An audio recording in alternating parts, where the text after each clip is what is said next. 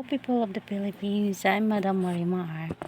Mga madam, ito po, meron tayong segment ngayon.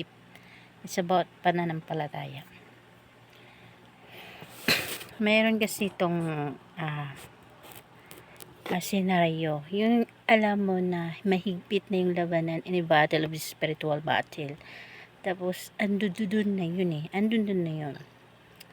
So, bigyan ko lang kayo ng example para makarelate kayo o kaya mo nyo bang intindihin sa sarili nyong pag-iisip. Ganito na lang ha, para pag-gets nyo. Merong isang bangil. Yung bangil na yon, batid mo na kapag bumulusok ka sa bangil na yon, is talagang mapapahama ka. Hindi lang mapapahama, kundi isasani pa yan ng ikakamatay mo. Kasi bangil yon na delikado eh. Delikado yan.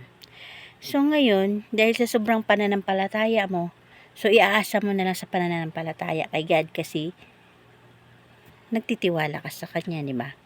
So alam mo nang ikamamatay mo yung isang bangil, alam mo na madisgrasya ka, alam mo sa sarili mo dahil nandiyan na sa harap mo, yung sitwasyon na yon. Alam mo na ikapapahamak mo, alam mo na ikakamatay mo, dahil sa sobrang pananampalataya mo kay God, magdadasal ka lang, tatalon ka sa bangil. Ganun lang ba yun? Tatalon ka sa bangil, magdadasal ka. Tapos tatalunin mo talaga ang bangil. Na alam mo sa sarili mo, binigyan ka ng isip ng Panginoon, binigyan ka ng mga mata, binibigyan ka ng sariling ano. So, sa palagay mo ba, tatalunin mo pa ba yung bangil na alam mo, ikadidiskrasya mo, alam mo na ikakamatay mo? Dahil lang sa sinasabi mong pananampalataya, tatalon ka dahil magdasal ka, sasalba ka. Hindi po sa lahat ng panahon, yung mga bagay na alam mo sa sarili mo at alam mong ikapapahamak mo, iaasa mo pa sa Panginoon. Kaya ka binigyan ng awareness ng Panginoon, kaya ka binibigyan ng pag-iisip, kaya ka binibigyan ng sariling mga mata, para makikita mo kung ano ang posibilidad na mangyayari sa harapan mo. Na alam mo na ikamamatay mo, na alam mo na ikadidisgrasya mo, pilit mo pa rin itatalon ng sarili mo dahil sa pananampalataya mo. Hindi ganun yun. Hindi ganun yun. Kung nanampalataya ka, nagdadasal ka, although nananampalataya tayo, pero alam natin na ikakapahamak na natin yan. So, ang sabi ng Lord, be alert. Kailangan maging alert ka sa bawat galaw ng kaaway. Hindi yung nasa harapan mo na iasa mo lang palagi kay God. Hindi pwedeng ganun. Be wise. Huwag mo iasa lahat sa Panginoon. Kaya ka binigyan ng sariling pag-iisip, sariling pag-unawa, paniniwala, pag-iintindi sa mga bagay-bagay. Kasi dapat i-apply mo din yan sa sarili mo.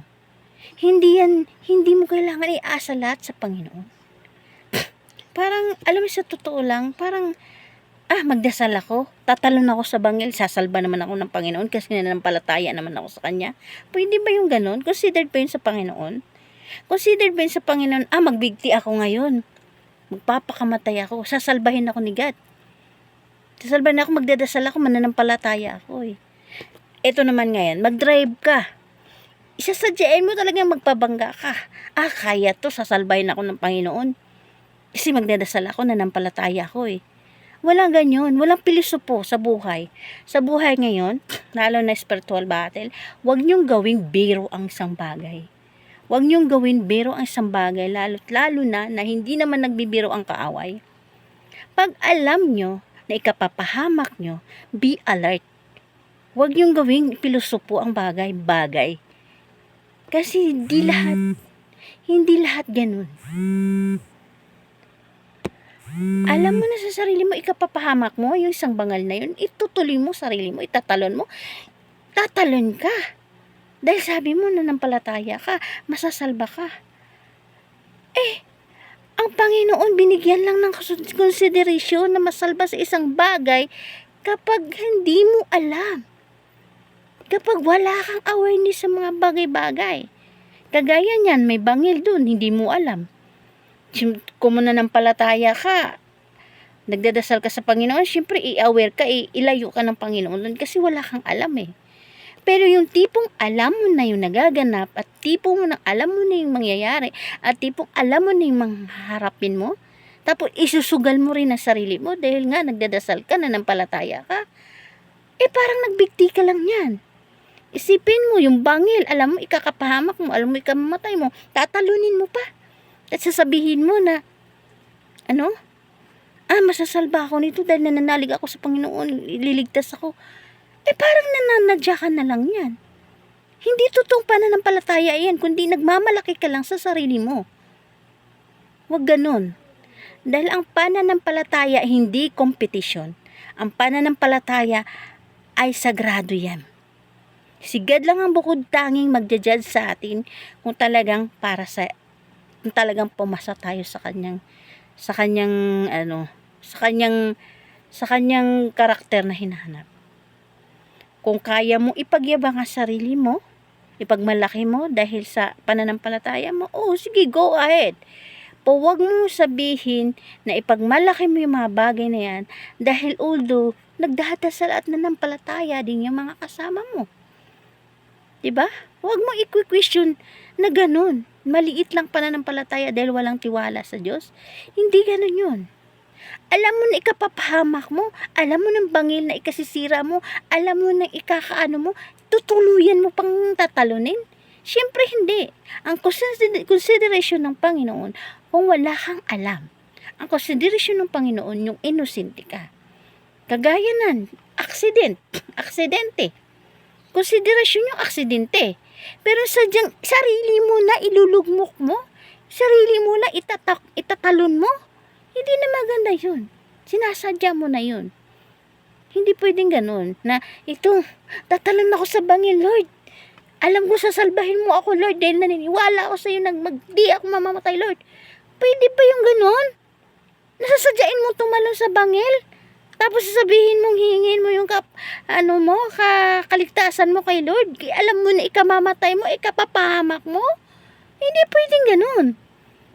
Ang kinoconsidered lang ng Panginoon, yung aksidente na nangyayari, na hindi kayo alam, wala kayong alam na anong pupuntahan yung sakyanan dyan, mapunta sa bangil yan, may posibilidad na masalba ka kasi aksidente yan. Hindi mo sinasadya yan. O, diba? Kaya wag mong i-question ang pananampalataya ng isang tao dahil layo may mga pananampalataya pero butangin si Lord din ang nakakapag-judge niyan.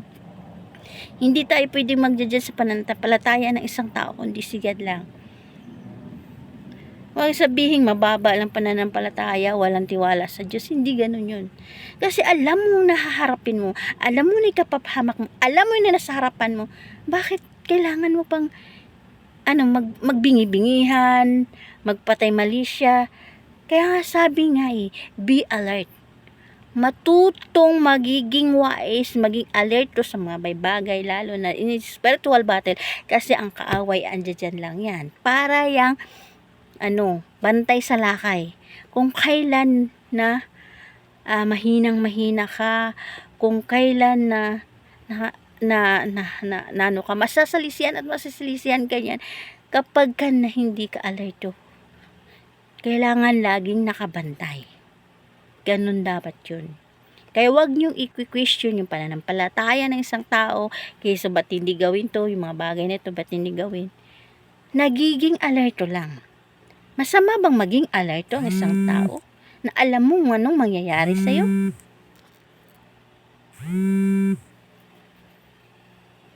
Diba? Sa bagay, mahirap kasi i-explain sa mga tao na hindi pa nakakaranas ng ganong sitwasyon. Although in the battle of material, mas okay pa nga kaysa battle na spiritual. Kasi pag battle na spiritual ang pinag-uusapan, hindi ka pwedeng patulog-tulog dyan. Hindi ka pwedeng pasimple-simpleng lang dyan. Kasi sila, kung sabi pa nga, may pangarap silang tumbasan ng kapangyarihan ng Panginoon, pero wala talaga makakatumbas sa Panginoon. Kasi si Lord ang naglikha, kahit ng mga dibil na yan, si God pa rin ang naglikha niyan. Kaya wala talagang katumbas ang pangyarihan ng Diyos. Pero pinipilit nilang gawin na tataasan pang kapangyarihan ng Diyos, pero hindi nga nila kaya. Kaya tayong mga taong ginagamit na mga kaaway, dapat maging alerto tayo na